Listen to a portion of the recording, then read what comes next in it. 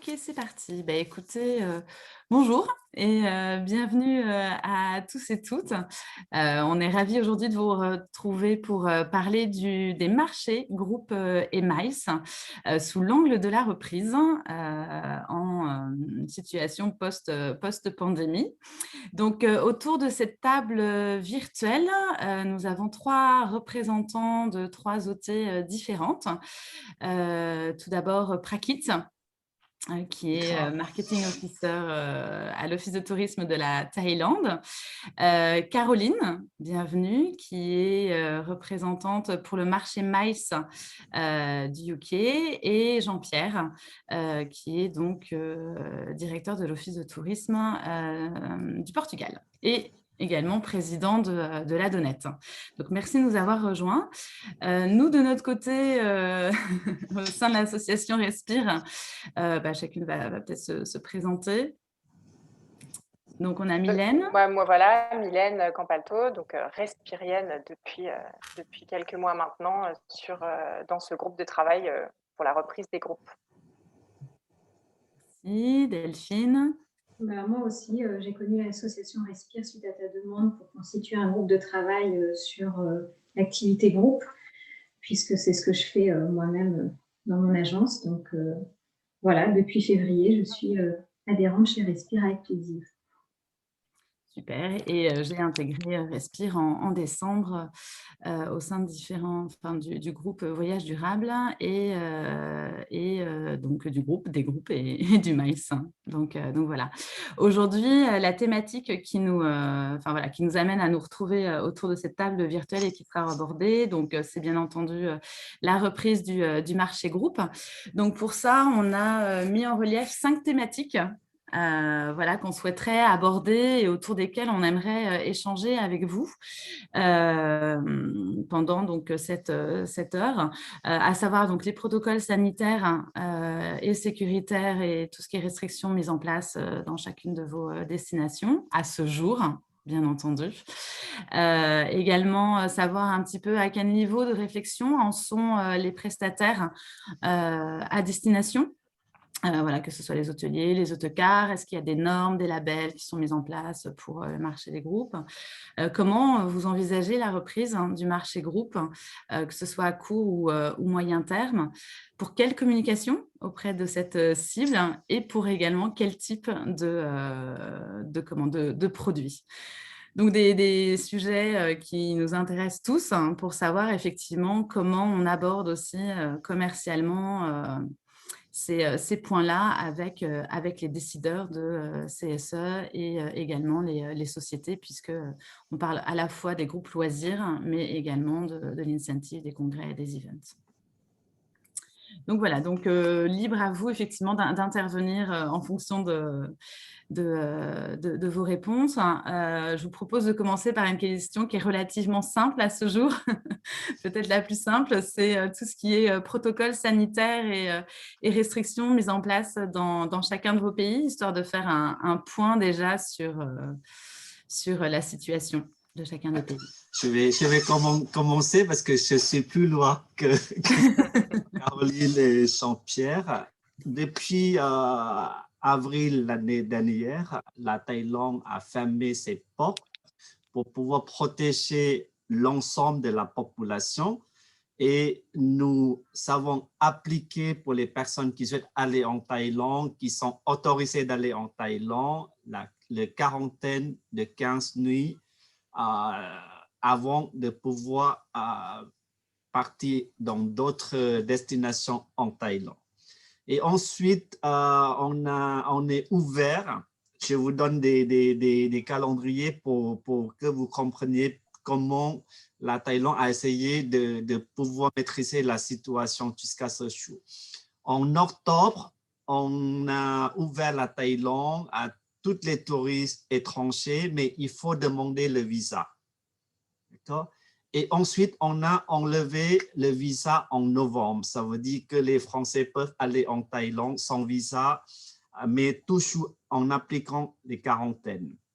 Et ensuite, on a prolongé l'autorisation de séjour en Thaïlande de 30 jours à 45 jours pour qu'ils puissent passer en quarantaine et profiter de la Thaïlande sans visa.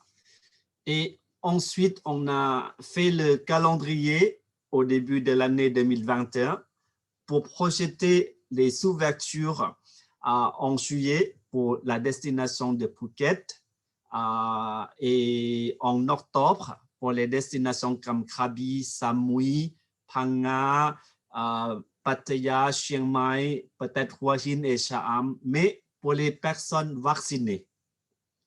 Et ensuite, on a prévu d'ouverture à partir du 1er janvier de l'année 2022 pour tout le monde. Vous voyez, le temps de travail, ça prend quand même presque 200. C'est comme tout le monde constaté, on ne peut pas dire au contraire à ce jour qu'on a vu comment cette maladie, elle est dangereuse et elle nous embête comme des différents problèmes, catastrophes naturelles qu'on a eu, comme ce tsunami, comme d'autres problèmes mondiaux. C'est pour cela qu'on doit être très vigilant et on doit être très prudent pour pouvoir gérer la situation, parce que si on a entendu deuxième vague, troisième vague, est-ce qu'il y a d'autres? C'est pour cela que si la Thaïlande ne gère pas dans ces mesures-là, je pense qu'on ne va pas s'en sortir. Beaucoup de monde pense que c'est trop strict de fermer les destinations et appliquer des quarantaines et plein de procédures pour entrer en Thaïlande. Je peux vous dire que si on ouvre notre pays librement, je pense qu'on ne va pas s'en sortir avec la situation actuelle de la pandémie. Pour cette raison-là, on a fait le maximum pour qu'on puisse respecter les calendriers comme je viens de vous parler tout à l'heure. Je vous laisse les autres ensuite de démarrer les infos par rapport à ces destinations.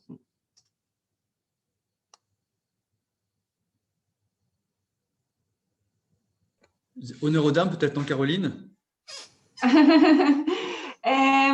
C'est pareil, hein, on est tous confinés. Le Royaume-Uni a mis en place, donc, comme vous le savez certainement, donc le même type de quarantaine sur place. Mais depuis le 17 mai, on a quand même une règle de feu vert, feu ambre ou rouge pour certains pays, donc avec des différentes règles pour chaque pays. La France aujourd'hui, c'est sur ambre. Et donc c'est un test PCR pour rentrer dans le pays et des tests PCR sur place avec 10 jours de quarantaine à domicile. Donc, tout ça, c'est régulièrement revu toutes les plusieurs semaines. Donc, comment on va pouvoir s'ouvrir avec l'objectif que tout soit de nouveau normal fin juin. Donc, le 21 juin, c'est l'objectif. Qu'on peut tout faire comme d'habitude. Donc, ça, c'est toujours si les cas de Covid restent très bas, sachant aussi les vaccins progressent beaucoup. Il y a 7 sur 10 qui sont vaccinés en adultes au Royaume-Uni aujourd'hui, donc c'est beaucoup, et donc on va voir l'identification pour les passeports. Je sais que l'Europe, le EU a fait un passeport vert, donc le Royaume-Uni aussi, et des accords qui vont se faire pour partager ce genre d'informations et pour accepter ces informations. Donc, le futur est plutôt positif, mais méfiant. Ouais. Alors, pour ce qui concerne le Portugal, donc nous sommes dans une phase de déconfinement quasi total, puisqu'aujourd'hui, nous avons levé la plupart des restrictions, c'est-à-dire que les restaurants, les bars sont réouverts, alors non seulement en terrasse, mais aussi en intérieur. Ça fait déjà depuis fin avril que les terrasses avaient été réouvertes, et puis maintenant, nous sommes dans une phase où les restaurants en intérieur sont aussi ouverts, les musées, les théâtres, les cinémas, les commerces, donc tout cela est déjà réouvert. Les jauges aussi pour les groupes, pour les événements sont aussi tombées, c'est-à-dire qu'aujourd'hui, il y a évidemment toutes les restrictions d'usage qu'il faut suivre, bien entendu, en termes de catering, etc., mais on peut d'ores et déjà aussi organiser donc, des événements au Portugal, sachant que ce qui était le plus embêtant pour le marché français, c'était jusqu'à il y a très peu de temps, jusqu'à il y a une semaine en arrière, il y avait donc une liste donc, des pays considérés à risque, c'est-à-dire les pays qui avaient des taux d'incidence élevés. La France en faisait partie. Depuis lundi dernier, la France est sortie de cette liste, donc il n'y a plus de quinzaine obligatoire pour les Français au Portugal. Ça, c'est une très, très bonne nouvelle. Et puis, comme vous savez, côté français, il n'y a plus non plus de restrictions pour voyager en Europe, en tout cas, puisque la France aussi est déconfinée, comme vous le savez. Donc, ce sont de très bonnes nouvelles. Donc, aujourd'hui, il n'y a plus beaucoup de choses qui puissent nous restreindre. Alors, il y a les tests PCR, évidemment, qui sont obligatoires. Il faut savoir que les archipels de Madère et des Açores offrent ce test PCR, c'est-à-dire qu'on peut le faire à l'arrivée à l'aéroport. Il y a 1 heure de délai pour recevoir le test, mais le résultat du test, mais on peut le recevoir par SMS, c'est-à-dire qu'on n'est pas obligé d'attendre à l'aéroport, on peut se rendre à son hôtel et puis attendre le test. Donc, c'est une bonne chose, parce qu'aujourd'hui, on sait que c'est aussi un élément important, un facteur important, les coûts des tests pour les touristes. Donc, pour l'instant, plutôt optimiste pour cet été, puisque les restrictions sont tombées. Restons prudents, évidemment. Il y a de toute façon toujours le programme Clean and Safe qui est réparti dans tout le territoire, dans plus de 13 000 entités qui ont adhéré donc, à ce label. Donc, les mesures sont là et on attend les touristes avec impatience. Ok. Et est-ce que on est bien d'accord que ces mesures ont lieu pour tout le monde, bien entendu. Est-ce qu'il y a des choses qui sont mises en place en particulier dans chacun de vos destinations? Caroline, tu nous parlais tout à l'heure de package sur des tests. Est-ce que c'est quelque chose qui, à terme, va continuer? Alors, je pense que ça va finir, tout ça. Donc, le but c'est qu'on arrive à avoir le tourisme qui revient sans des tests PCR ou dans le futur, j'espère bien. Donc, ça, c'est pour l'instant. Donc, mais pas de package, mais on a aussi des labels dans les hôtels et dans les sites et dans les lieux pour recevoir tout ce qui est groupe et individuel, qui s'appelle Good to Go label. Donc, pour recevoir les touristes dans les bonnes conditions quand on est prêt à les recevoir. Mais j'espère bien que tout ça va se développer à travers l'été, mais peut-être pas beaucoup de touristes cet été, mais plutôt l'automne, l'hiver et surtout 2022. Oui, bien sûr. Et ce label dont tu nous parles, c'est des critères que doivent remplir les hôtels. Exactement. Okay. Comme chez Jean-Pierre. Oui, exactement. C'est le même type de label. Pour le Royaume-Uni, on l'a développé en février l'année dernière. Donc, assez tôt, avec l'espoir que ça allait revenir un peu plus tôt, que les touristes allaient revenir un peu plus tôt qu'on avait tous espéré l'année dernière. D'accord. Mais bon, Prakit, pardon, j'allais justement demander à Prakit s'il y avait aussi un label en Thaïlande, s'il y avait quelque chose qui avait été mis en place. Oui, depuis le mois de mai en 2020, on a créé un label qui s'appelle Amazing Thailand Safety and Health Administration. En petit mot, c'est SHA. C'est un label, c'est comme un macaron de Michelin, en fait, qu'on a donné, bien entendu, avec des critères que des restaurants, des hôtels, des hébergements, des homestays, des centres de loisirs, des transports, des agences de voyage, des centres de bien-être, des centres commerciaux, des centres de sport, les activités culturelles, également les boutiques. Donc, si certains parmi eux qui travaillent avec le tourisme et qui souhaitent avoir ce macaron-là, SHA, il faut qu'ils remplissent le dossier. Et après, on envoie les comités qui se composent par le ministère de la Santé, ministère du Tourisme, et puis Office du Tourisme et des secteurs privés d'aller voir, vérifier avant d'attribuer ce macaron-là. Il y a 11 334 à peu près demandeurs, mais on arrive à donner ce macaron seulement 9 121 établissements qui permettent d'assurer tous les visiteurs ou tous les clients qui veulent utiliser ces endroits touristiques, autrement dit. Et également, notre label SHA a été certifié par World Travel Tourism Council. il y a un macaron, comment on dit, Safe Travels. Ouais, Safe Travels. Oui. Safe Travel Protocol locaux en plus. Ça permet d'avoir de locaux qui certifient la qualité des prestataires. Et en plus de cela, on a le macaron chat plus, qui signifie que si le lieu a été vacciné, si les personnels ont été vaccinés à 70%, il aura le macaron et plus pour assurer sans que les clients se posent la question, est-ce que le label est sûr ou pas sûr? Donc, quand les personnels 70% sont vaccinés, à partir de là, il aura le chat plus. C'est intéressant, ça, cette histoire de vaccination. Oui. Et justement, on parle des prestataires touristiques qui, donc, par ces macarons, remplissent une charte, s'engagent à respecter certaines choses et qui, du coup, tout ça va rassurer le client. À quel niveau de réflexion en sont ces partenaires, que ce soit les hôteliers, les sites, les différentes agences locales aussi, en termes de jauge, de conditions d'annulation, de report, parce que là, tout le monde a dû composer pendant la crise, faire face à tous ces reports. Est-ce que c'est quelque chose qui va être mis en place de manière pérenne, vous pensez? Est-ce qu'on va continuer à avoir des jauges dans les autocars, par exemple, pour les groupes, ce qui est quand même un des freins principaux aujourd'hui dans certains pays? Voilà, on sait que vous n'avez pas de boule de cristal, mais où en sont un petit peu les discussions aujourd'hui chez vous? Vas-y. Oui, vas-y. Ok.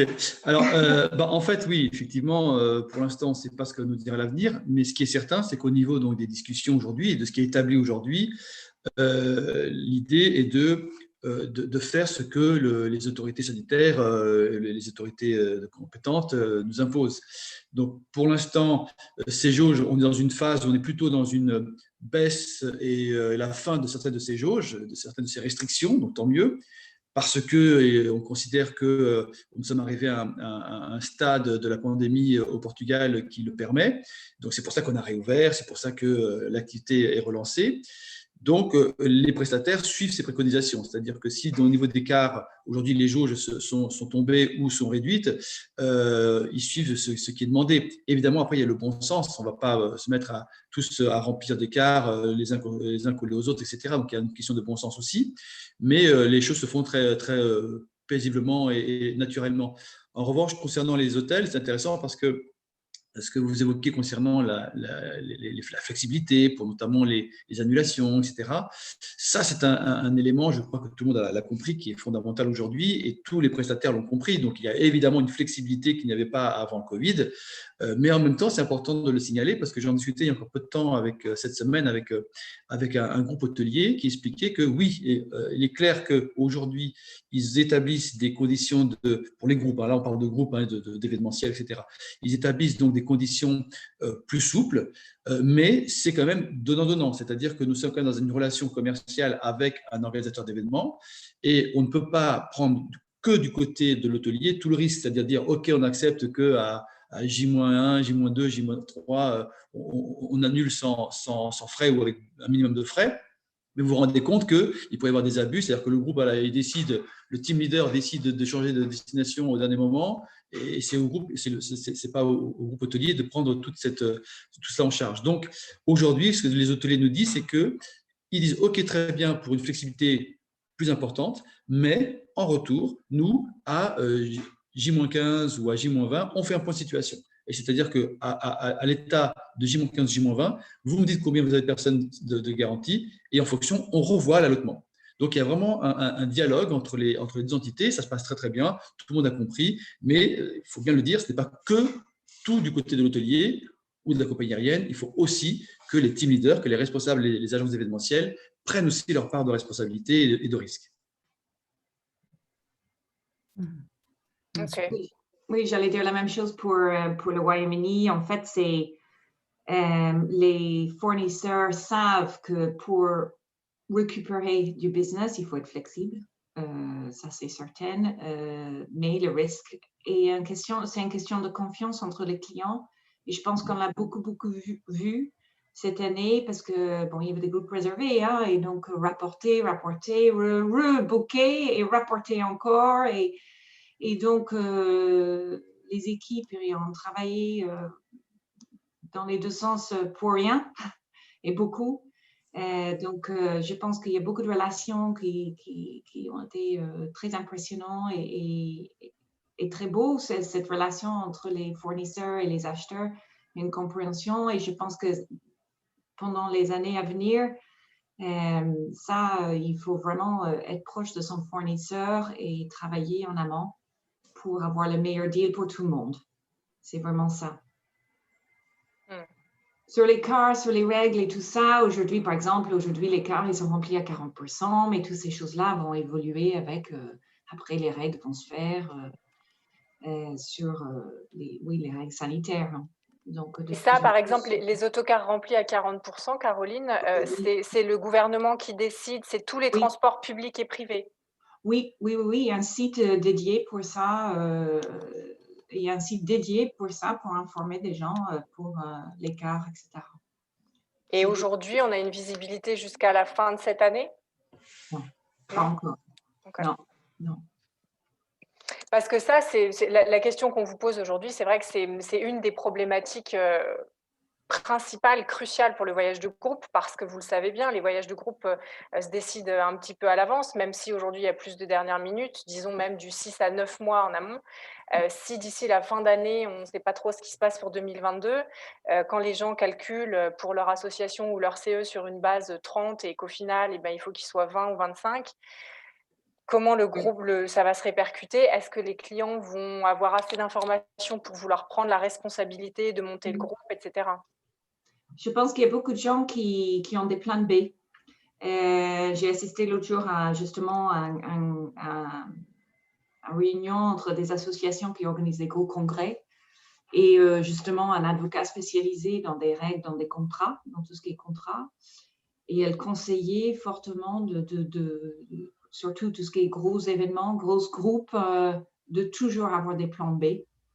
De dire, voilà, dans les meilleurs des cas, vous aurez ce prix-là, ça se passera comme ça, mais ça peut être comme ça. Ces plans, toutes les groupes qu'on voit maintenant en événementiel, etc., c'est soit ça peut être live, soit ça peut être hybrid. Il faut avoir le plan B planifié. Et les compagnies aériennes, je pense peut-être aussi notamment Prakit à la Thaïlande avec des destinations qui se prévoient un petit peu plus longtemps en amont que Portugal, Royaume-Uni, où on peut avoir plus de flexibilité. Les compagnies aériennes dans vos pays respectifs, vous pensez qu'il va y avoir des choses qui vont être mises en place, certaines, même les compagnies de ferry pour le Royaume-Uni, avec des conditions souples, à J-30, -20, parce que ça, c'est aussi sans accès, notamment pour le Royaume-Uni, je pense, sans accès, enfin sans ferry, sans aérien, les gens ne peuvent pas venir, quoi. Et on voit que c'est quelque chose qui remonte beaucoup. C'est difficile pour parler au nom des compagnies aériennes. Effectivement, il y a certains qui est bien travaillé, qui est bien géré au niveau de la flexibilité. Il y a certains avec la difficulté en plus de la situation de la compagnie. Il y a aussi, c'est différent. Je ne peux pas généraliser ce que des compagnies aériennes ont fait pour la Thaïlande, mais on a quand même bien s'en sorti avec cette situation associée avec des compagnies aériennes. Mais en parlant sur les prestataires locaux, il faut savoir que si la Thaïlande est première destination de l'Asie pour les Français, à Sochaux, il y a une chose qui est affectée émotionnellement, c'est le travail de honnêteté.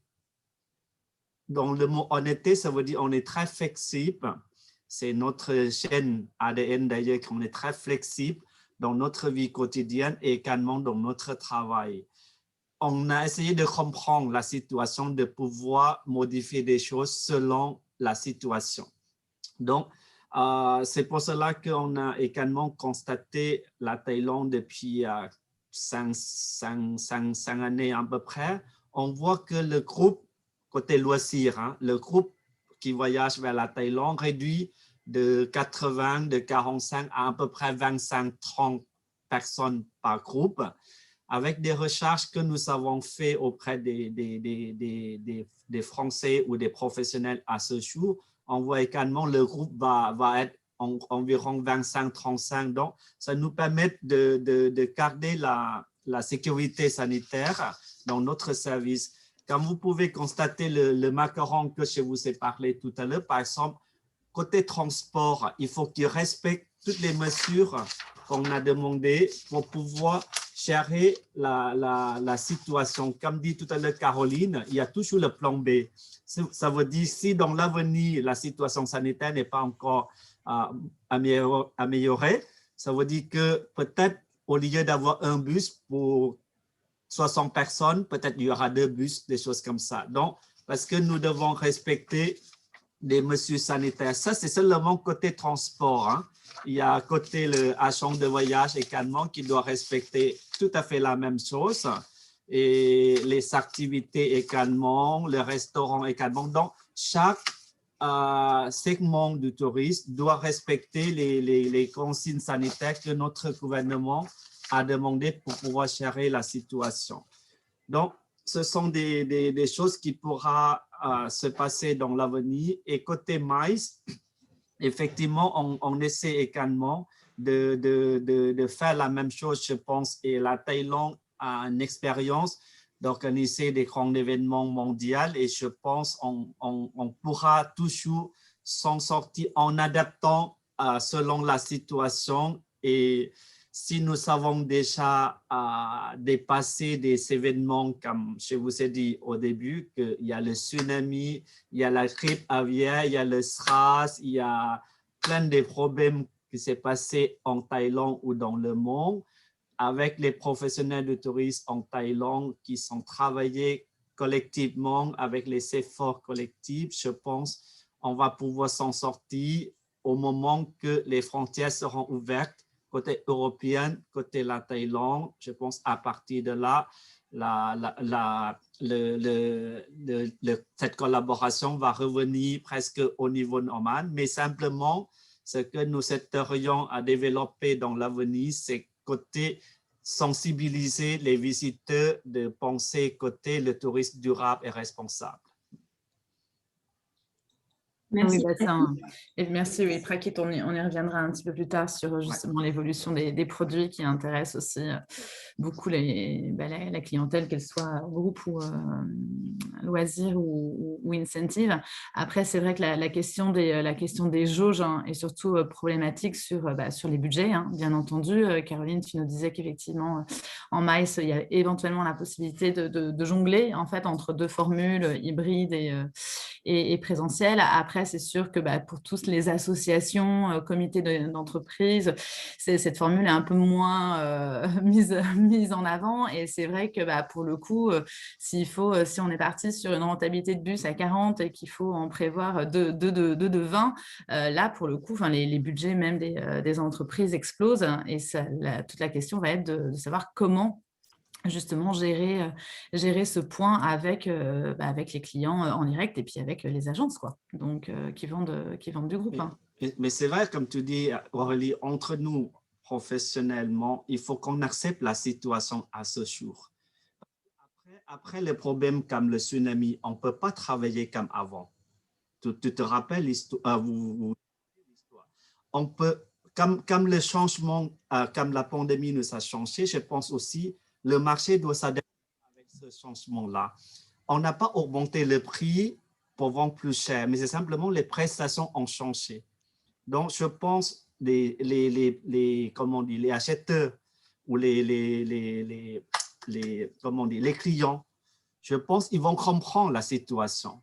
De toute façon, on ne vend pas les produits plus chers, mais on vend les voyages plus chers à cause de, tu vois, si les clients comprennent dans cette réalité, je pense les professionnels, les organisateurs de voyages vont pouvoir travailler également correctement. Tu ne peux pas aller acheter le produit toujours le même prix quand tu as deux choses dans les mains.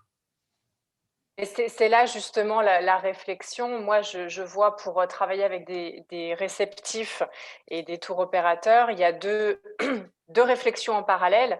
D'une part, certes, de nouveaux produits dont on parlera un peu plus tard, qui sont plus responsables, plus vertueux, ou en tout cas qui sont de plus petits groupes. Pas forcément beaucoup plus chers dans les prestations, mais le fait qu'on soit moins nombreux augmente la base de prix, comme l'a dit Aurélie. Mais ce qui est clair aujourd'hui pour 2022, c'est que les tours opérateurs ne renoncent au groupe classique aujourd'hui. Ils gardent leur programmation de GIR avec 40-45 pax par autocar et peut-être qu'ils rajoutent certaines dates un peu moins nombreuses. Donc en fait, aujourd'hui quand même, il y a une partie business as usual où on pense que ce sera possible l'année prochaine. Et c'est là où on reste dans l'incertitude la plus totale, tous, quoi. Mm. Mais il faut reconnaître aussi que je me mets à la place de certains réceptifs, même les clients, qui vont peut-être moins comprendre que des restrictions continuent dans l'écart, qu'on soit à 30-40% de taux d'occupation, de 50%, alors que dans l'avion, ils sont venus à 100% du taux d'occupation. Donc, comment expliquer aux clients? Donc, je pense qu'il faut être à un moment donné sérieux. Alors bon, on peut ne pas aller peut-être à 55 personnes dans le car, mais au moins 40, je veux dire, il faut arrêter. À partir du moment où la situation évolue, c'est-à-dire évidemment, si on revient à des situations avec un taux de circulation du virus extrêmement important, etc., évidemment non. Mais de toute façon, dans ce moment-là, le groupe lui-même ne doit pas se réaliser. Enfin, l'événement lui-même peut-être doit être repensé ou repoussé. Aujourd'hui, en tout cas, dans beaucoup de pays, on est dans une situation où on a estimé que les autorités compétentes ont estimé qu'on pouvait réouvrir, qu'on pouvait reprendre une activité. C'est parce que les conditions sont réunies pour. Donc, je pense que le phénomène du car est un phénomène qui fait peur pour rien et qui peut créer des tensions pour rien. C'est-à-dire qu'on peut rester raisonnable, mais aujourd'hui, expliquer effectivement à un client qu'il n'a pas le droit de remplir ou un groupe qui peut remplir que la moitié du car, mais en revanche sont venus à 180 dans l'avion, ça peut paraître un petit peu bizarre. Donc là, au Portugal, aujourd'hui, il n'y a plus de limite dans les transports publics ou privés. Non, c'est-à-dire que non, voilà, on sait par expérience et par témoignage des groupes actuels, des petits groupes actuels qui se font quand même, et surtout les groupes internes, parce que beaucoup d'événements aujourd'hui c'est du tourisme interne, c'est des groupes internes d'entreprises portugaises qui font leurs événements au Portugal, et on sait que oui, dans les cas pour l'instant, ils sont les bons élèves quand même, c'est-à-dire qu'ils vont au-delà des préconisations et ils remplissent à moitié le car, ils mettent 2 cars plutôt qu'un, voilà, c'est pas très compliqué. Les groupes, tant que ces groupes ne sont pas très importants, il faut être honnête aujourd'hui, il n'y a pas de gros événements dans nos destinations aujourd'hui, on ne parle pas d'événements à 600 personnes, à 1000 personnes. Donc quand on parle d'un événement à 100 personnes, bon, si on met 3 quarts au lieu d'en mettre 2, c'est pas bien méchant. On ne peut pas dire que ça rallonge vraiment le coût de la prestation. On s'y retrouve quand même, il faut être honnête. Voilà, par exemple, là, on a prévu un congrès dans une province qui s'appelle Khon Kaen pour le mois de mai, pour des chambres de commerce France et Benelux. Et malheureusement, avec la situation à ce jour, qu'on n'arrive pas à organiser, donc ils ont modifié la date pour le mois de juin. En fait, à ce jour, il faut savoir que si vous me demandez de parler comment ça va se passer l'année prochaine ou en octobre, je peux vous dire que je ne vois rien. Parce que je ne vois rien. D'ailleurs, notre gouvernement dit on va regarder la situation tous les 15 jours. Ça veut dire qu'à ce jour, il ne faut pas parler trop loin. Il faut parler de près de nous, ce que nous allons avancer correctement. Donc, on a prévu le projet de congrès de chambres de commerce européennes. Là, ce sera pour à peu près 150-200 personnes. Et après, imaginez, il y a déjà des gens qui ont parlé beaucoup à ce jour de partir pour Red Amazon en Thaïlande. Je ne sais pas si vous avez entendu parler. Donc, Red Amazon a prévu d'organiser l'événement à Chiang Mai en novembre et en décembre, 2 éditions. Et chaque édition, c'est 300 personnes. Vous imaginez la situation. Il y a beaucoup de monde qui essayait de placer objectif, de voir la vie en rose. Et je souhaite, il y a beaucoup de roses derrière moi. Donc, on souhaite avoir la vie en rose, mais en même temps, il faut toujours regarder nos pas. Chaque pas à ce jour est très important. Au moment qu'on est tombé sur un trou, il faut relever rapidement pour pouvoir avancer dans les prochains pas. Akit a commencé un petit peu à répondre à la question suivante. On voulait un petit peu prendre la température et savoir comment est envisagée la reprise. Enfin, si vous sentez qu'il y a une reprise déjà en 2021 à court terme sur l'été et puis l'automne et l'hiver, ou est-ce que vraiment tout ce qui est activité groupe, on ressent une reprise qu'en 2022? Pour le Royaume-Uni, c'est surtout un petit peu d'individuel cet été, un tout petit peu de demande pour l'automne, mais lente, et surtout 2022. Ouais. 2022, comme disait Mylène tout à l'heure, imaginez tout comme avant. Scolaire, loisirs, maïs, voilà. Mais comme je disais tout à l'heure également, des grosses opérations maïs ont souvent des plans B pour devenir hybrid, qui n'est pas possible, comme disait Aurélie, pour du loisir. Pour le Portugal, je peux en dire un petit mot aussi. Alors, les individuels, ça c'est différent. On est plutôt optimiste concernant la reprise de l'activité loisir individuelle.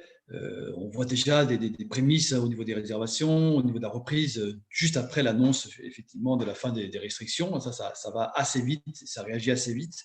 On voit aussi sur les taux de remplissage des avions. Maintenant, pour les groupes, là, il y a plusieurs étapes.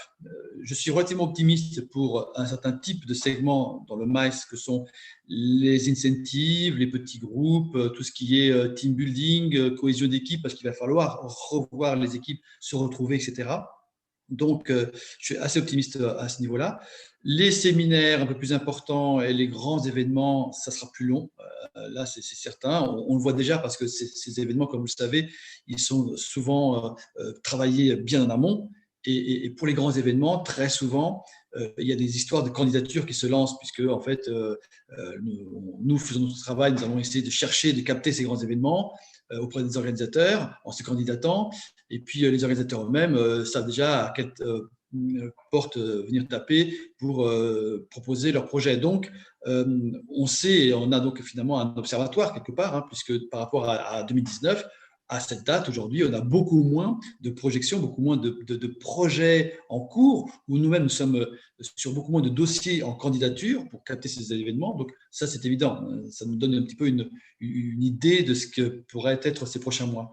Mais, en revanche, il y a encore dans discussion lors d'un autre événement sur le MICE, d'ailleurs auprès qui aussi y a participé, qui, avec des professionnels donc d'agences d'événementiel ou même d'entreprises qui organisent des événements, et nous disaient qu'il y a plusieurs choses. Il ne faut pas oublier qu'il y a aussi les grands événements qui regroupent les commerciaux ou les dirigeants du monde entier. Ils viennent de partout, ils viennent d'Asie, ils viennent des États-Unis, et ils se regroupent quelque part. Donc là, il va falloir se regrouper quelque part. Donc, on ne peut pas uniquement partir sur du principe que les événements maintenant, ce ne sera que des événements de tourisme interne, c'est-à-dire les entreprises françaises font leurs événements en France, les entreprises portugaises font leurs événements au Portugal, ça oui, pour les petits événements, mais les grands événements, pour des grands groupes qui sont dans le monde entier, il va falloir se regrouper quelque part. Donc, le pays qui recevra les différentes personnes qui viennent du monde entier, il aura ces groupes. Alors, ça ne sera peut-être pas tout de suite. Ça va dépendre aussi de l'ouverture des frontières aussi avec les pays européens, ça c'est déjà fait, mais maintenant avec les pays hors Europe, les marchés américains, les marchés, enfin le Brésil par exemple, l'Asie et autres. Donc une fois que ces restrictions seront levées, en tout cas ces professionnels sont assez confiants que l'on commencera à retrouver ces groupes-là, ces événements-là. Mais ce qui risque d'arriver aussi, selon certains professionnels, ils sentent que ce qui va se passer, c'est que plutôt que de faire la grande messe annuelle, par exemple à Las Vegas ou à Paris ou à Lisbonne ou en Thaïlande ou je ne sais où ou à Londres, au lieu de faire la messe annuelle, ils vont peut-être faire plusieurs petites messes, si je puis dire, petits événements plus régionaux. Quand je dis régionaux, c'est en Asie, ils feront pour les équipes en Asie, en Amérique pour les équipes plutôt américaines, en Europe pour les équipes européennes.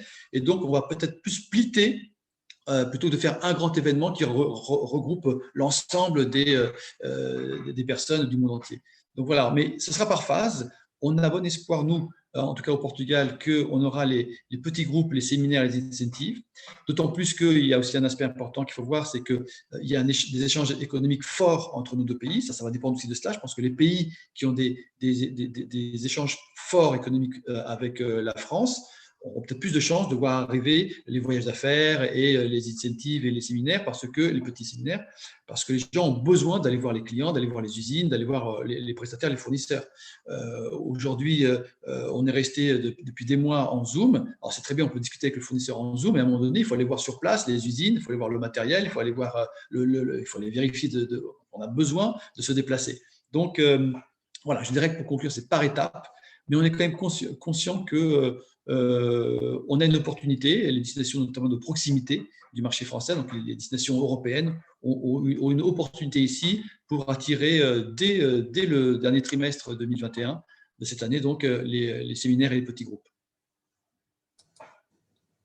Pour moi, personnellement, pour cet été, on ne voit pas encore très bien, c'est par rapport des frontières, comme dit tout à l'heure, des frontières européennes, également la Thaïlande.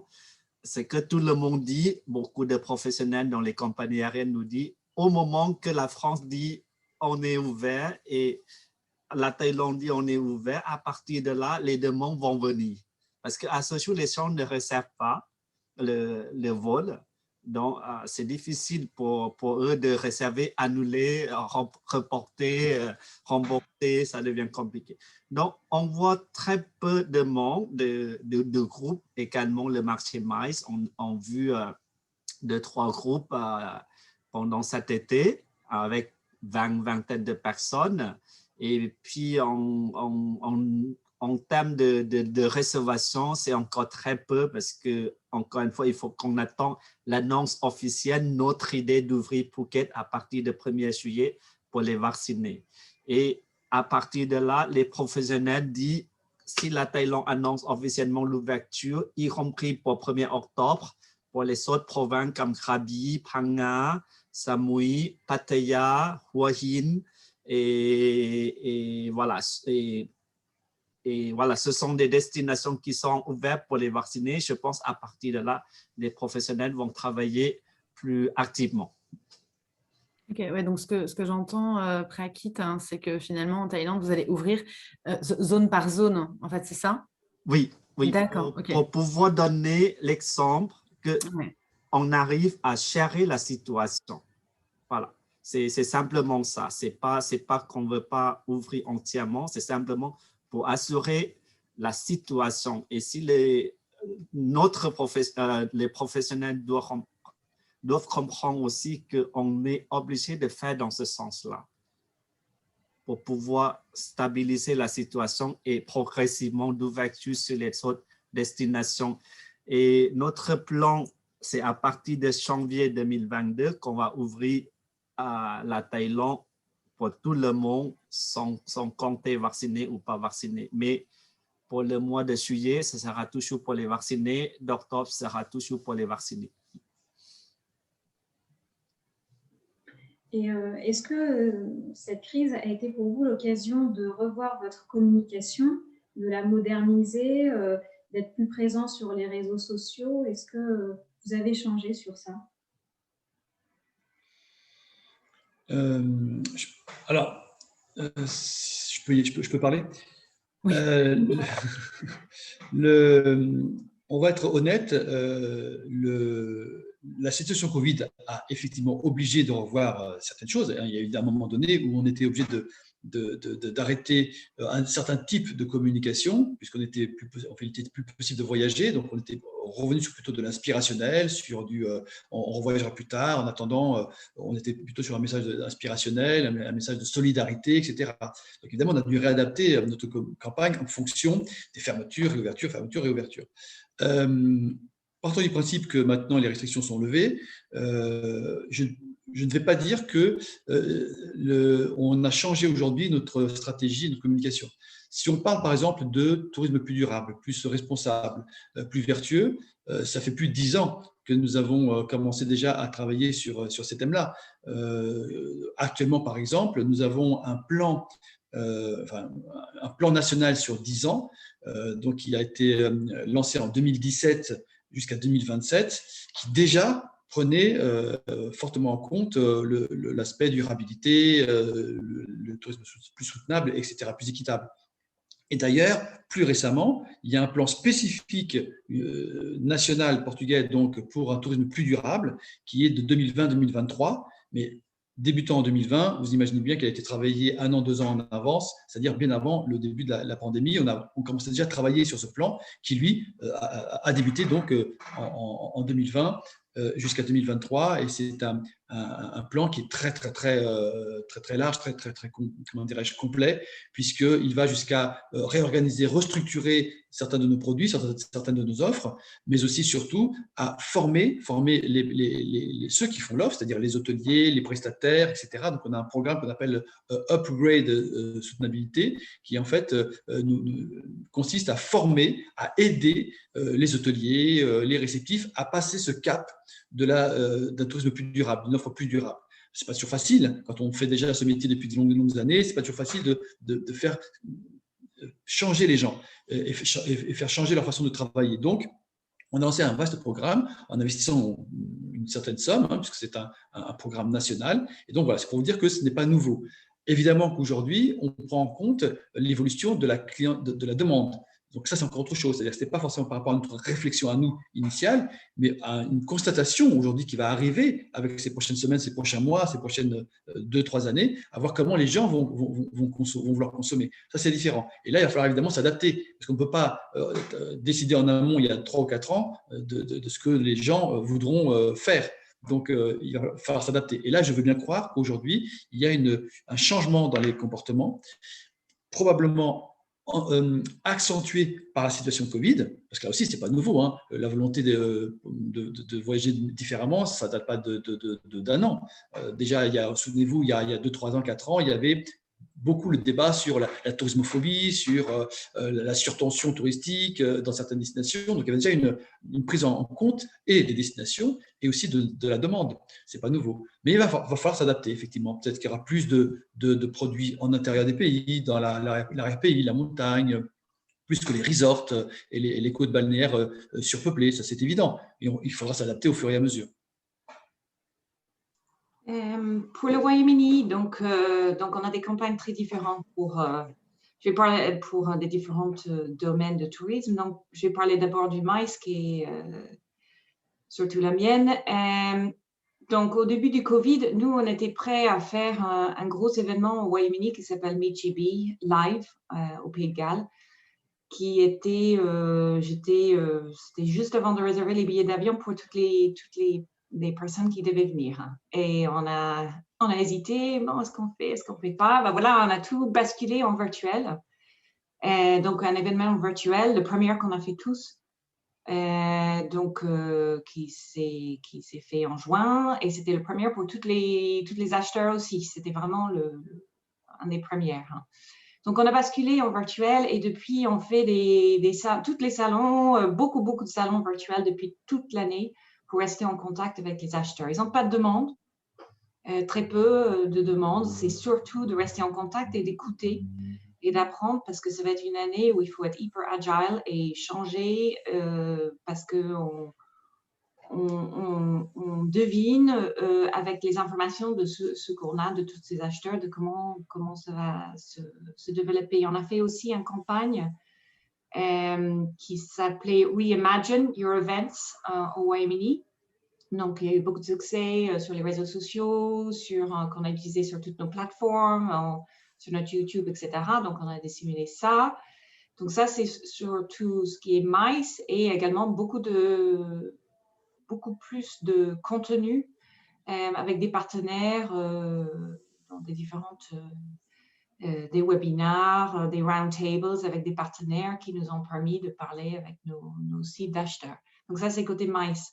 Et côté loisirs, individuels et groupes et consumer, on avait commencé des campagnes qu'on a dû annuler, des partenaires avec différentes third-party suppliers.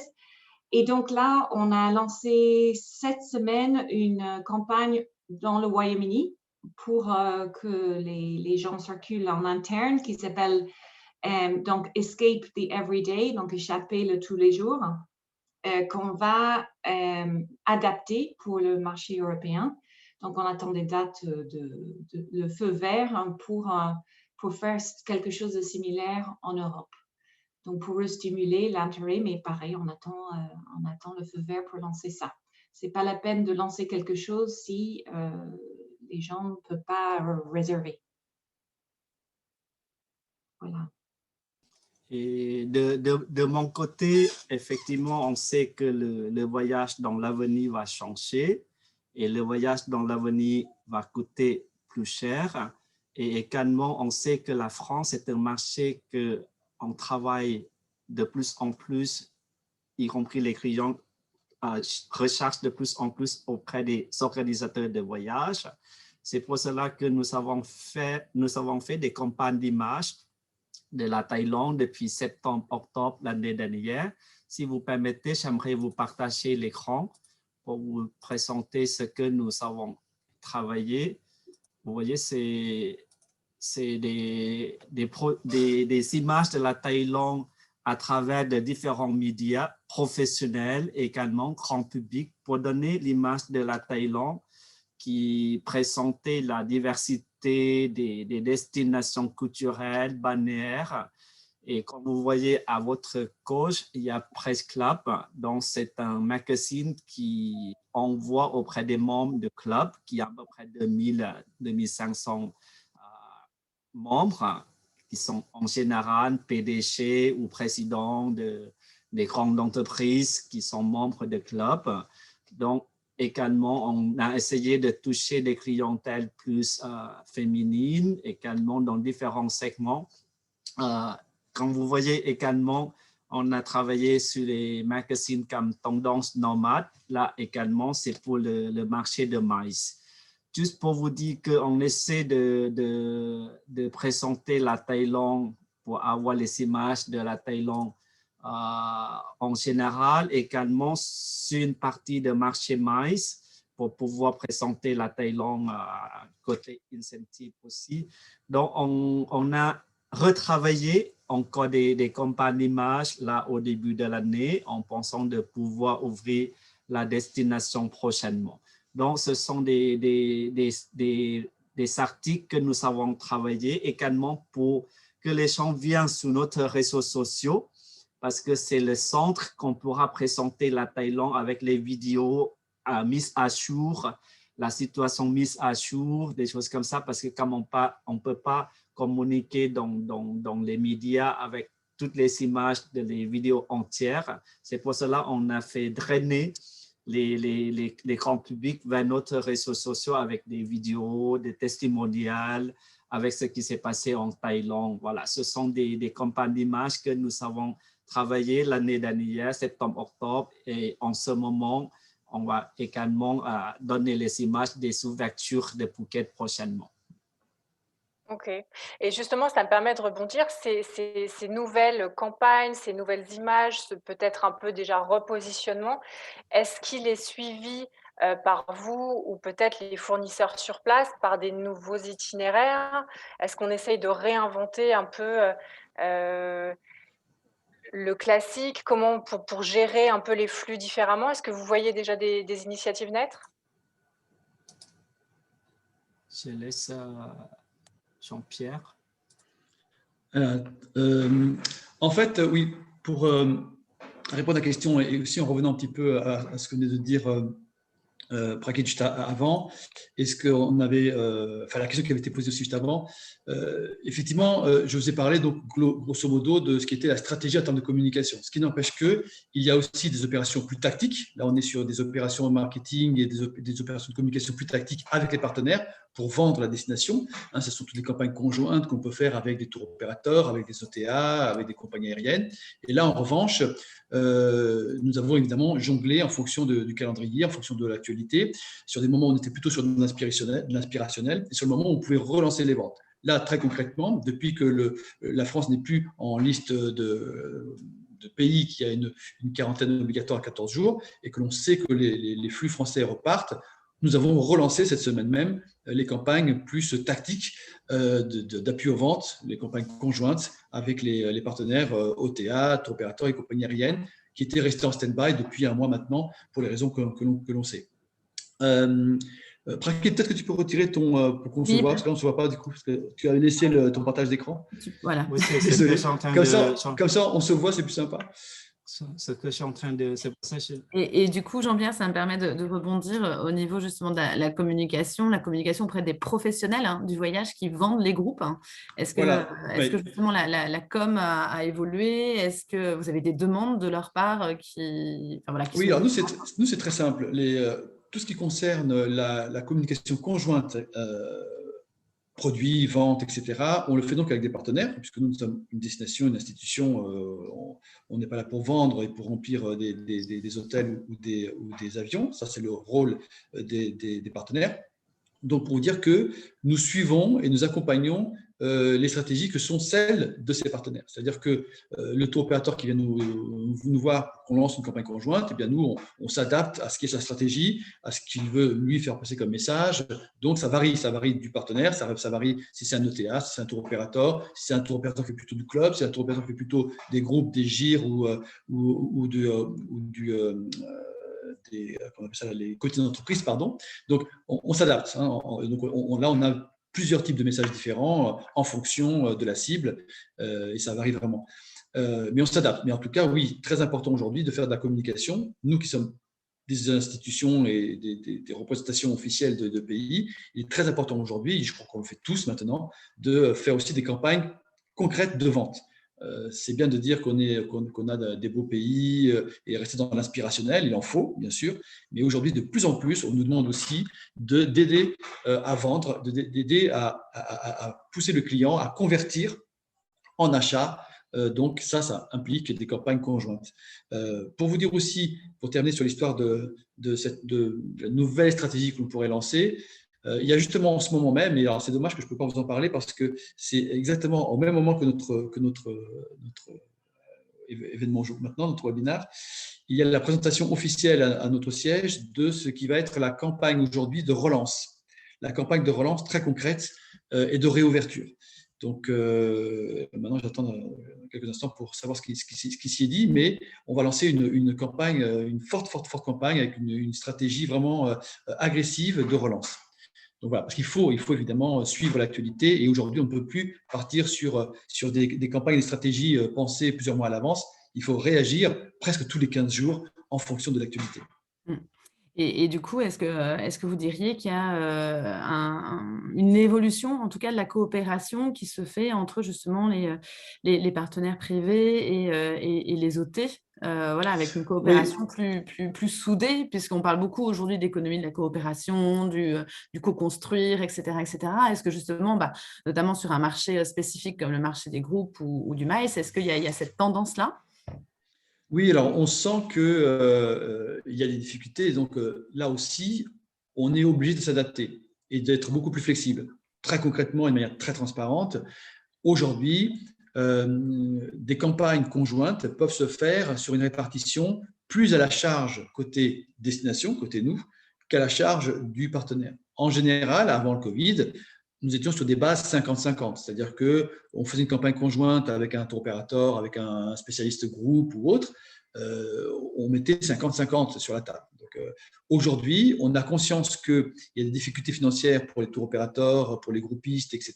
Donc, on est beaucoup plus flexible et on peut faire des campagnes à 70-30, voire on est vraiment plus flexible. Donc, je dirais que oui, il y a évidemment une sorte de solidarité dans ce sens, puisque nous devons bien évidemment tenir compte du fait qu'aujourd'hui, les tours opérateurs et les agences ont une priorité, c'est celle de survivre, c'est celle de payer les charges fixes, c'est celle de faire revenir leurs équipes à temps plein, puisque beaucoup étaient, comme vous savez, avec des équipes en chômage partiel, etc. Donc, leur priorité, quand on parle avec eux, ils nous disent, pour le marketing et les budgets, Jean-Pierre, notre priorité aujourd'hui, c'est de ramener nos équipes, c'est de payer les charges fixes, c'est de relancer la machine. Parce que relancer la machine, ça a un coût.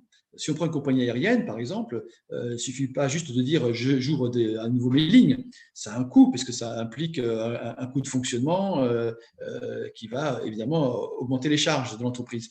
Donc, et pareil pour un groupiste, il y a des risques à prendre aussi, des allotements, etc. Donc, aujourd'hui, il faut être flexible, il faut être solidaire avec ses partenaires parce que c'est dans l'intérêt de tous, hein, c'est de la solidarité, mais aussi dans notre intérêt parce que sans eux, on ne peut pas vendre la destination. Si on n'a pas de vol, on ne peut pas vendre la destination. Si on n'a pas de groupistes qui vont nous vendre des groupes, eh bien, on n'aura pas de flux touristique. Donc, on a besoin d'eux et donc il faut être solidaire.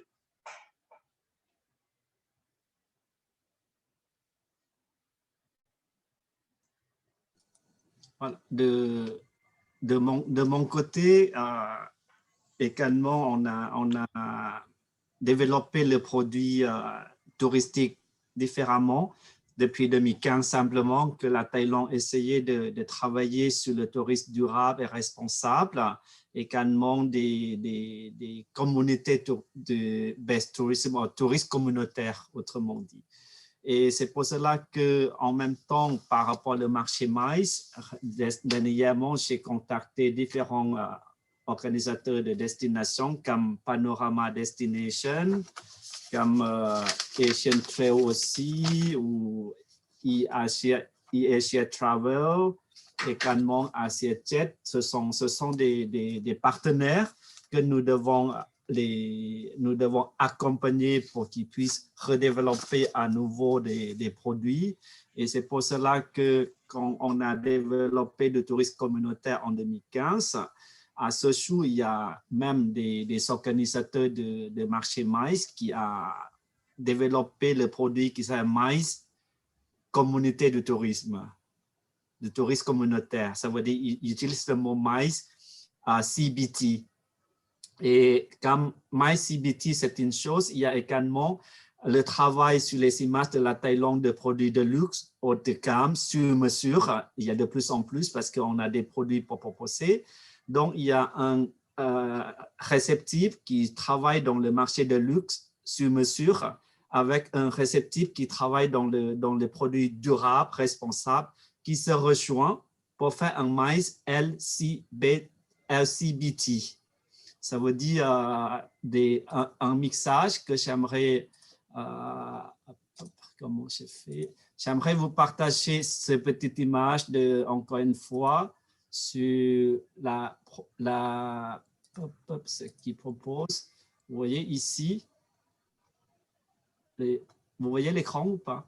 Oui. Ouais. Voilà, ce sont les deux sociétés qui travaillent ensemble. Par exemple, c'est C-Stream Event Asia plus le White Thailand. C-Stream, c'est un réceptif de produits luxe sur mesure. White Thailand, c'est écotouristique. Ils travaillent ensemble. En mixant les deux produits ensemble, ça permet d'avoir le marché maïs très intéressant, de donner l'identité de la Thaïlande côté l'authenticité culturelle à travers les différents produits dans les petites communautés, dans le petit village comme Ban Chiang, dans la région du Nord-Est. Vous savez également la nouvelle destination comme Chantaburi. Vous voyez, ce sont des combiner les produits à ce jour pour pouvoir développer côté maïs, pour organiser la conférence en pleine nature, comme vous voyez dans cette image. Organiser le petit congrès, petite conférence dans un camp des éléphants. Tout cela, c'est possible grâce à la création, l'invention de nos partenaires. C'est pour cela, comme Jean-Pierre a parlé, on doit les accompagner de pouvoir développer sur la même stratégie, sur le même objectif de la destination. Donc, et ce projet Prakit, ça s'est fait, ça a résulté de la crise qu'on connaît, du Covid, ou c'était déjà en marche avant? Oui, ça vient à cause de ou grâce à la crise que ces deux sociétés-là travaillent ensemble. Parce que comme tout à l'heure, Jean-Pierre a dit, il faut qu'on soit ensemble à ce jour. On ne peut pas travailler individuellement. D'accord, on doit combiner ou collaborer ensemble. C'est pour cela que le projet s'est créé là, pas très longtemps, il y a un mois et demi. D'accord. Oui, donc ce qui ressort, en fait, que ce soit Jean-Pierre, Prakit, vous nous expliquez que les tendances étaient déjà là et en fait, ça a été un coup d'accélérateur pour mettre en place ou mettre à jour ou mettre en forme ces produits et ces itinéraires. Oui. C'est intéressant, Sur le Royaume-Uni, on constate une augmentation de demande de clients qui veulent, par exemple, voyager en train ou un petit peu plus à l'extérieur des grandes villes, etc. Pour le loisir, surtout individuel, mais pour les groupes aussi, ils nous demandent, mais on se demande aussi, est-ce que quand c'est plus cher d'être, c'était toujours le problème que j'ai constaté aussi dans le passé, c'était bien, mais mince, c'est un peu plus cher que de faire ça en car et de dormir où on a dormi l'année dernière. Donc, mais il y a plus de demandes, plus d'intérêt. Sur le maïs, le sustainable, c'est plus une option. C'est obligatoire maintenant. C'est vraiment, c'est pas possible de pas en avoir. Donc là, ça a commencé vraiment. Je ne sais pas si c'est Covid ou c'était vraiment quelque chose qui venait de toute façon, mais c'est plus une option. Donc ça, c'est très positif sur les lieux. Sur les lieux, les itinéraires, maïs, ça reste similaire sur les demandes. C'est basé sur l'accès, en fait. Beaucoup de maïs, c'est basé sur comment on peut y aller, surtout Europe à l'Europe. Les Européens veulent aller vite et arriver vite. Et donc, ce n'est pas du long haul, ils ont un peu plus de temps. Donc, c'est basé sur l'accès. Mais le loisir reste à voir s'ils vont vouloir dépenser un peu plus d'argent pour le futur. Hein. Et je ne pense pas que ça touche que le Royaume-Uni. C'est vrai que, on sent que maintenant, il va y avoir une nécessité de proposer des expériences. Hein. Ce n'est pas nouveau. Hein. On sentait déjà qu'il y avait cette envie de vivre des expériences. C'est vraiment aussi bien chez l'individuel que dans les groupes.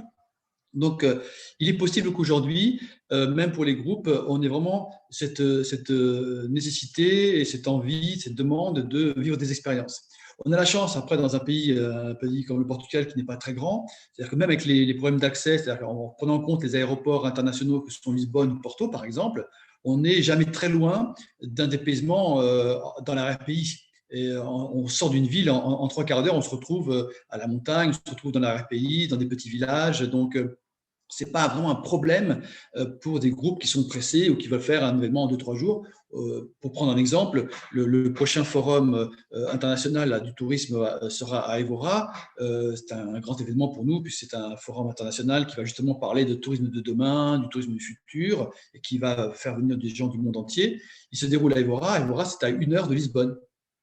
Mais pourquoi Évora? Parce qu'on a trouvé que c'était plus cohérent que de le faire à Lisbonne, dans une ville, une grande ville. Voilà, donc ça se fait à Évora. Et on a un tas de villages historiques, de villages vraiment très sympas qui se trouvent à 30 minutes, 45 minutes de Lisbonne ou de Porto. Donc, aujourd'hui, on mise beaucoup là-dessus. D'ailleurs, on a un programme, nous, pour capter les événements MICE au Portugal, qui s'appelle meetingsinportugal.com. C'est une plateforme, hein, meetingsinportugal.com. Et on a un programme donc, pour inciter les événements à se faire chez nous, où on va pouvoir aider financièrement un projet. C'est-à-dire que si demain, vous organisez un événement de 100 personnes, 3 nuits, un séminaire ou autre, vous pouvez vous candidater à ce programme et en fonction de l'événement, en fonction de certains critères, on va attribuer une aide financière à l'organisateur d'événements pour payer une partie des prestations sur place. Eh bien, ce programme, on l'a décliné de telle sorte à ce que, évidemment, si vous faites un projet à Lisbonne ou à Porto ou en Algarve, vous aurez moins d'aide de notre part que si vous le faites à Braga, à Évora, à Coimbra, etc. Pareil pour la saison. Si vous le faites en juin, vous serez moins aidé que si vous le faites en octobre ou en novembre. Voilà. Donc, on espère aussi, donc ce programme-là, il a été décliné dans un programme pour inciter et développer l'intérieur du pays, c'est le tourisme de l'intérieur. Et on a donc débloqué des fonds spécifiques, on a un programme très actif, vraiment une volonté politique et stratégique pour développer le tourisme de l'intérieur, le tourisme hors des grands axes. Et ça va se faire aussi pour le MICE, c'est-à-dire que ce n'est pas que pour l'individuel. On veut bien croire qu'avec cette proximité des aéroports, on peut réussir à détourner les flux de ces événements MICE vers ces axes, la vallée du Douro, le nord du Portugal, et les archipels aussi, Madère et Açores, par exemple. Et comment faire pour appliquer ça au loisir? Alors, le loisir, c'est beaucoup plus facile. Le loisir, c'est déjà fait depuis longtemps. Pour le loisir, groupe? Pardon? Pour les groupes loisirs? Pour le groupe loisir, non, pour le groupe loisir, c'est pas très difficile, puisque déjà sur le marché français, il y a beaucoup d'autocaristes qui sillonnent souvent le Portugal, c'est très facile. c'était déjà dans leur programmation avant Covid. Mais les groupes loisirs, on a déjà depuis bien longtemps réussi à les emmener dans la vallée du Douro, parce que bon, en France, on aime beaucoup la vallée du Douro, le vin de Porto, le thème gastronomie, etc. Donc, sur les thèmes de l'énotourisme, de la gastronomie, du cycling, par exemple, aussi, parce qu'on a des groupes maintenant, on arrive à faire même pour 100 personnes des balades en vélo, en mettant même des vélos électriques pour ceux qui sont moins sportifs. Et on arrive à faire des groupes intéressants qui sortent vraiment des grandes villes, hein, et qui vont vraiment déjà dans l'arrière-pays de l'Algarve, qui vont déjà à 1 heure de route de Lisbonne. Ça, c'est pas nouveau. C'est-à-dire quelque chose qu'on avait réussi à faire depuis une bonne dizaine d'années. Mais ça s'est accentué, on va dire, ces 3-4 dernières années, il faut le reconnaître. Parce que les gens recherchent du tourisme vert, hein, plus durable. Donc, évidemment, donc on a une belle offre autour des grandes villes à ce niveau. Et forcément, pour nous, c'est facile, comme je le disais, parce qu'on n'est pas un grand pays. Donc, on sillonne facilement du nord au sud du Portugal sans faire beaucoup d'heures de trajet.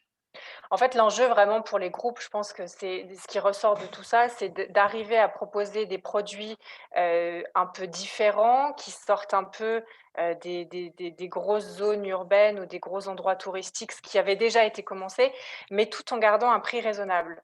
Donc en fait, est-ce que l'idée, c'est pas peut-être plutôt aussi de développer ce type d'initiative et de produits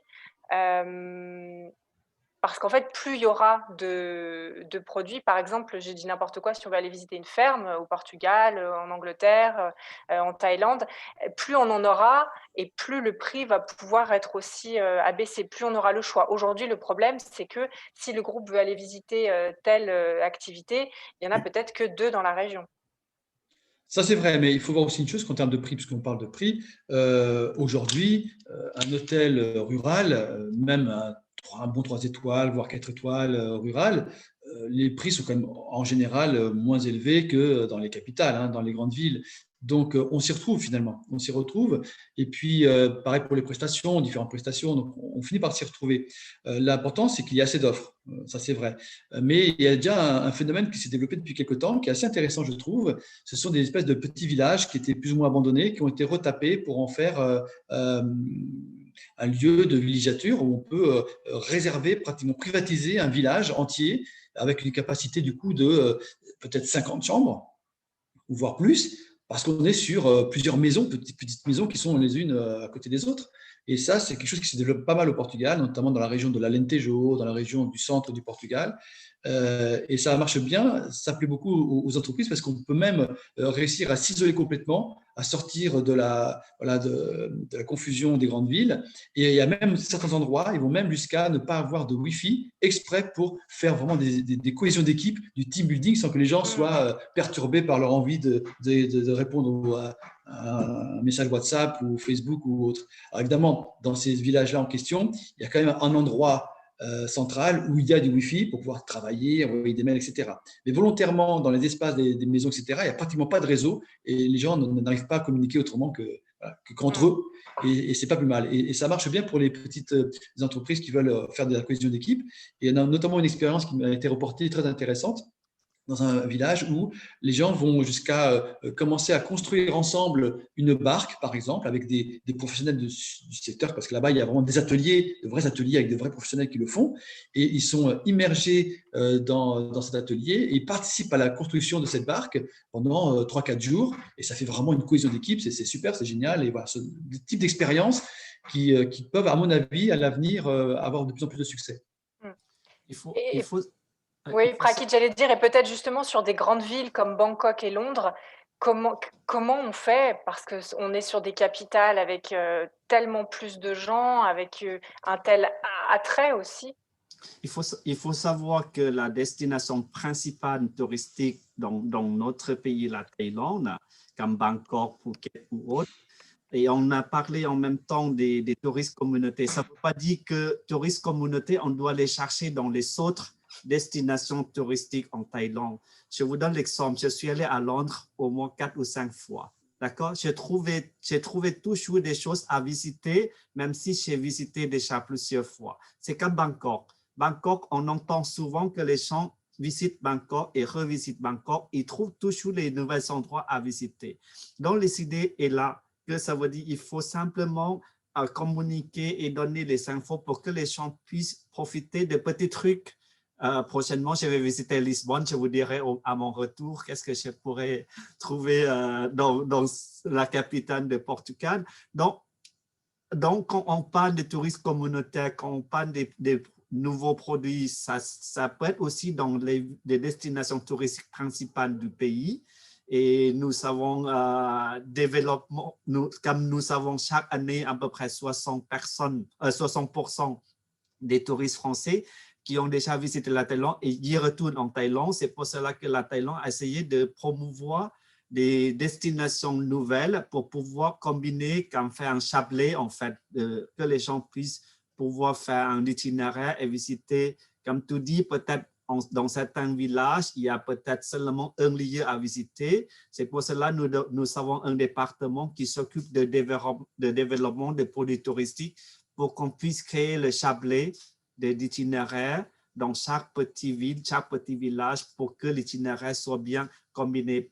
Dernièrement, ce que nous avons fait, nous avons créé pour développer en France, nous avons créé l'itinéraire de Chiang Mai avec Lamphun, les provinces pas très loin, Lampang, Phrae et Nan. Donc, ça reste dans l'itinéraire dans le nord de la Thaïlande.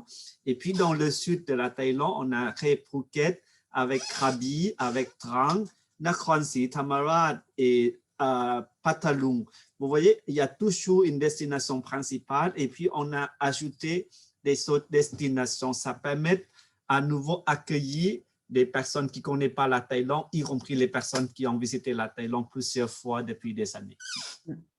Oui, c'est vraiment chouette de vous entendre parler de nouveaux produits. On y passerait, je pense, des heures, surtout qu'il y a beaucoup de choses à dire. Et en tout cas, il y a beaucoup de réflexions et de points de débats qui ont été soulevés ici. On va être obligé de conclure. On vous remercie vraiment pour votre temps et puis votre partage d'informations sur ce marché des groupes et du maïs qui reste quand même un marché assez conséquent, en tout cas pour l'industrie française. Voilà, en tout cas, peut-être Mylène ou Delphine, vous voulez rajouter un petit mot pour la fin? Merci beaucoup. Dans 2 minutes, j'ai un rendez-vous client. Donc juste, voilà, je ne vais pas pouvoir. Ok. Bah, écoutez, on va... Merci à vous, en tout cas, pour l'initiative. Merci beaucoup. Merci. Et puis, merci. on reste en contact pour la suite. À bientôt. À bientôt. Au revoir. Au revoir.